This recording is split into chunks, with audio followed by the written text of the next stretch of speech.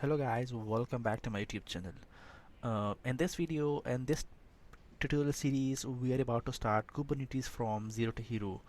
We will start with a very little knowledge from the very basic and then we'll move towards the advanced topics. So before we start, let's have a look into the content of this playlist series. So we will start with what Kubernetes is, why we need Kubernetes, then we will go towards its components, its architecture, and then we will move towards its storage, networking, control plans, and we will also look how to install the packages like minikube, kubectl, and then we will move towards some kubectl commands, and at the last we will look into how you will write your YAML configuration, and also you will have to look into the sample application code. So let's get started. Before jump into what Kubernetes is, we will start with what containers are. So you might familiar with Docker containers, Docker images that are just like a portable boxes. What does it mean? It means that it's a ready-made package, a ready-made boxes which include all your code, all your libraries and all your dependencies, and which will allow you run on all environments. There will be no as such difference when it's run on your local machine. It will run on the production or staging environment as it is. You will feel the same working experience across all formats. So what does it mean? It means that you have the image, you have the Docker container which has all your code. What you have to do, just deploy that containers whatever you want in which whatever environments you have. So this will isolate your application, save your resources, and it will simplify your deployments. You will not there will no errors on the competencies, on the requirements for your machine. So let's begin with what are some advantages when you are about to deploy your application using containers. So we'll start with mobility. What does it mean? So for example, you have Docker container and you are running it on your local machine and you are good to go and you are not getting any kind of error. So sometime when you are deploying your application locally, it's working fine on your site, and when you deploy it on the development environment or staging environment or production environment, you are getting some errors, and you can say that this is not running on production environment. So the developer are complaining that it's working fine on my local machine, so why it is not running on the production side, the development environment or the staging environment. So based on Kubernetes containers, what does it do? It provides you same identical experience. So if it's run on your local machine, no way, there is no way that it will not run on the production or development environment. So it will run same as it is on the other environment as well. So then we have the efficiency. So your Docker container requires less resources. You can even specify like X amount of hardware I need for this Docker container. So for example, you have node container, so you're not supposed to install node or node packages, pm, nothing. You have just deployed the Docker container, and then it's come to speed of deployment. So it is fast because it's required less resources and you are just dealing with just one container. You just need to deploy that one container on your environment. So as we discussed in the early start some advantages, now let's have a look on the challenges we will face with when we are dealing with containers. So for example, let's start with the deployment. So if we have a monolithic application, or you can say that you have just one container, so it is pretty easily to be deployed on production, staging, or any other environment. So what if you have multiple services and each service is containerized and you have multiple Docker containers? So it will become very difficult for you to maintain and deploy that container on a specific environment.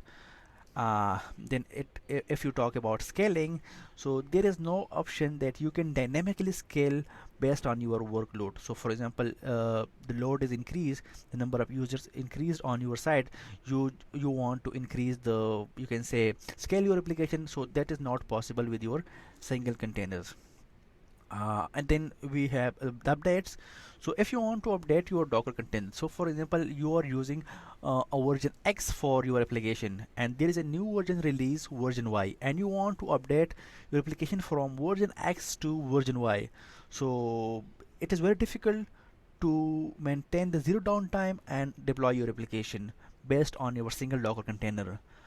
And then it comes up networking. So what if you have multiple containers that are very difficult to be communicated with each other? Networking part is a bit difficult when you are dealing with single containers. And the last one is health. There is no self-healing. So what does it mean? It means that if your Docker container fails, it will not auto restart. You will have to debug and manually restart the application. By like Docker container can be stored by any ways. So this is no a central way of hardware or software failures.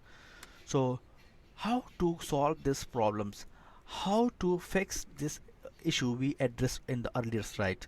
So individual container management is unsustainable in large environments, as we discussed in earlier slides. So how do we fix it? For this we need an orchestration tool. And when we're talking about the orchestration tools, Kubernetes is the tool that comes first in our mind. So what an orchestration is? Orchestration is, you can say, a way to manage, deploy, and maintain your containers. You have multiple containers you want to easily manage and easily deploy. You will use an orchestration tool. And as I told earlier, so the most popular and the most accepted orchestrator tool is Kubernetes, and that was initially developed by Google and is now an open source tool. Anyone can use this.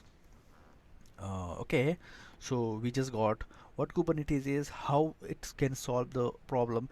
Let's get into the advantages of Kubernetes. Abstraction, a way in which we just state what we want for our application. We are not concerned how the Kubernetes will take care of the application. We just tell Kubernetes that, hey, I need my application to be run on the production side with two, you can say, containers. It's Kubernetes headache, how they will deploy, how the Kubernetes will take care of this. We just define our state that, hey, I need two applications, so Kubernetes will do this on his on Kubernetes side. Then we have resource allocation.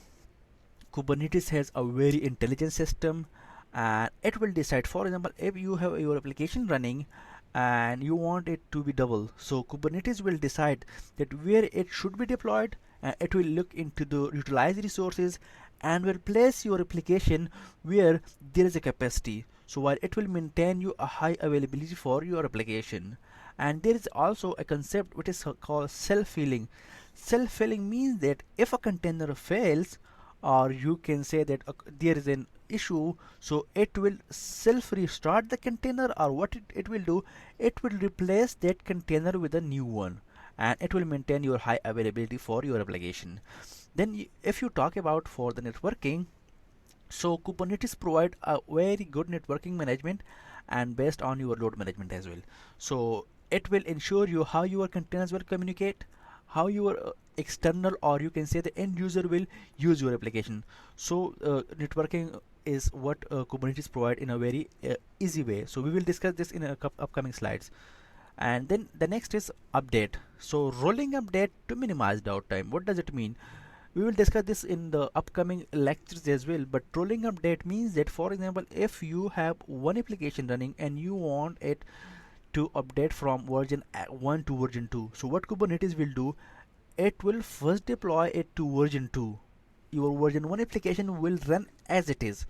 Once version 2 is deployed and it is ready to use, it is ready to make a connection, Kubernetes will destroy the version 1 application and all your traffic will be routed to version 2, and this way you will minimize the downtime. Then we have elastic scale. Kubernetes will allow you to auto scale your application, which means that you can increase or decrease your resources based on the changes in environment. So this is what Kubernetes will offer in when you are using it. We will discuss this in a later session as well. So that was it. We just goes on. Thank you so much for this. Have a blessed day. Please like, share and subscribe my channel. Bye bye.